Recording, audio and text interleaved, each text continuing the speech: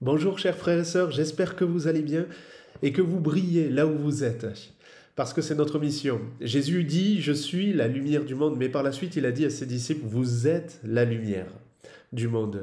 Parce que nous l'avons reçu, parce que nous avons reçu cette lumière, la lumière de Dieu, la lumière de Christ, nous sommes aussi lumière, nous sommes ces lumières, et j'espère que là où vous êtes, vous brillez bien, dans vos couples, vos foyers, vos familles, sur votre lieu de travail. Partout autour de nous, nous voyons les ténèbres, des ténèbres qui s'épaississent au travers de toutes sortes de méchanceté, violence. Il n'y a qu'à écouter les informations chaque jour pour voir ce qui se passe et comprendre, voir ces ténèbres qui sont là. Mais la Bible nous dit, la parole de Dieu nous dit que la lumière brillera au sein des ténèbres et que les ténèbres n'auront pas l'avantage sur la lumière. Amen. Et ça nous encourage. Jésus nous a prévenus de tout cela, de tout ce qui allait arriver à la fin des temps et nous vivons ces choses, nous vivons ce que la Bible nous dit. Et nous voyons un chapitre dans l'évangile de Luc où Jésus en parle bien de ces choses, de ce qui va se passer à la fin des temps. C'est dans l'évangile de Luc, chapitre 21. Et j'aimerais vous lire les derniers versets de ce chapitre pour nous encourager. Luc, chapitre 21, au verset 34, il est écrit « Prenez garde à vous-même, de crainte que vos cœurs ne s'apesantissent par les excès du manger et du boire, et par les soucis de la vie, et que ce jour ne vienne sur vous à l'improviste, car il viendra comme un filet sur tous ceux qui habitent sur la surface de toute la terre. Veillez donc et priez en tout temps, afin que vous ayez la force d'échapper à toutes ces choses qui arriveront et de paraître debout devant le Fils de l'homme. » Amen. Debout devant Dieu, debout devant Jésus. C'est ce que Dieu veut pour chacun d'entre nous, que nous nous retrouverons quand nous serons devant lui, debout, avec assurance. Et pour cela, eh bien, Jésus te dit, mon frère, ma sœur, prenez garde, prends garde à toi-même. On a beaucoup entendu cette parole quand il y a eu le Covid, cette pandémie, et par la suite, on a beaucoup échangé cette parole en se disant prenez soin de vous, prends soin de toi. Mais Jésus nous dit prenez garde à vous-même, pas pour prendre soin de notre corps. Bien sûr, on doit prendre soin de notre corps, mais là, il parle d'autre chose. Il nous dit pas prenez garde par rapport aux maladies, par rapport au virus, mais il nous dit prenez garde à vous-même par rapport à notre cœur, par rapport à notre âme.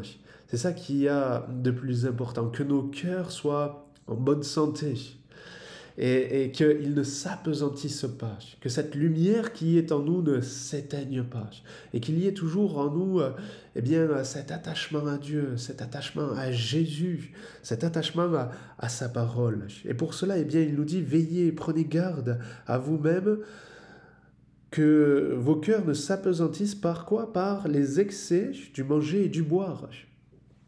Les excès du manger et du boire. Merci Seigneur pour l'abondance dans laquelle nous sommes. Merci Seigneur pour l'abondance matérielle, mais prenons garde que tout cela ne vienne pas nous détourner nos yeux, nos regards et nos pensées.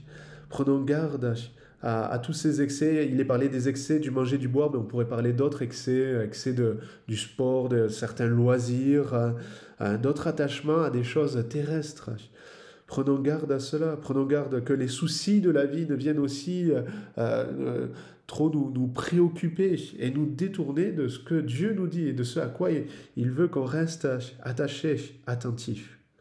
Et pour tout cela, Jésus nous dit pour eh bien, réussir à avancer, il nous dit veillez donc et priez en tout temps, afin que vous ayez la force d'échapper à toutes ces choses et de paraître debout devant le Fils de l'homme, afin que vous ayez la force. La prière nous donne la force. Pour avancer en tant que croyants chrétiens, nous avons besoin de force, mais pas de nos propres forces, pas de nous appuyer sur nos propres forces, mais d'avoir la force de Dieu. Et cette force, il nous la donne quand on prie. Les temps de prière ne sont pas vains, les temps de prière ne sont pas inutiles, mais ils sont vraiment importants. Nous tenir dans le lieu secret, dans notre communion de chaque jour, intimité avec Dieu, avec Jésus, c'est vital. C'est ce qui nous donne la force de pouvoir avancer. Et ce qui nous permet aussi d'avancer en tant qu'Église, eh bien c'est ça, ce sont aussi les réunions de prière, les temps où on va pouvoir se tenir en prière et persévérer ensemble. Et je nous encourage à cela, afin d'être des croyants et d'être une Église qui se tiendra debout quand le Seigneur Jésus reviendra. Un croyant, une Église qui est debout, c'est un croyant, une Église qui prie. Un croyant, une Église qui marche, qui va de l'avant, c'est un croyant, une Église qui prie. Un croyant, une Église qui a de la force, c'est un croyant, une Église qui prie encore. Et je voulais nous encourager, voilà, simplement au travers de cette vidéo, à persévérer, à veiller à cela, frères et sœurs, parce que nous sommes dans ces temps, dans les temps de la fin, et Jésus revient bientôt. Alors, gardons ces choses dans nos cœurs et mettons-les en pratique. Que Dieu vous bénisse.